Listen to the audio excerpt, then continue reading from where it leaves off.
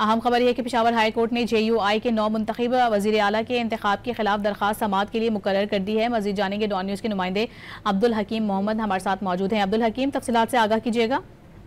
जी बिल्कुल, खैबर पख्तूनख्वा में जो नए वज़ीर आला का इंतखाब हुआ है तो जमीयत उलमा इस्लाम की जानिब से जो उनके उम्मीदवार थे मौलाना लुत्फुर्रहमान, मौलाना फजलुर्रहमान के भाई हैं, उनकी जानिब से आज पेशावर हाई कोर्ट में दरखास्त दायर की थी और उस दरखास्त में ये मौक़िफ़ अपनाया गया था कि जो इंतखाब हुआ है कल खैबर पख्तूनख्वा असम्बली में वो उसको गैर आईनी करार दिया जाएगा। हम इस दरखास्त को पेशावर हाई कोर्ट ने एक्सेप्ट कर दिया है और अब से थोड़ी देर में जो जस्टिस अरशद अली, दो रुकनी बेंच और जस्टिस वकार अहमद इस दरखास्त की समाअत कर रहे हैं और अब से थोड़ी देर में उनकी समाअत का जो है अमल शुरू कर दिया जाएगा। जो JUI के वकील है बैरिस्टर यासीन और PTI के जो वकील है सलमान अकरम राजा अदालत के अंदर मौजूद है।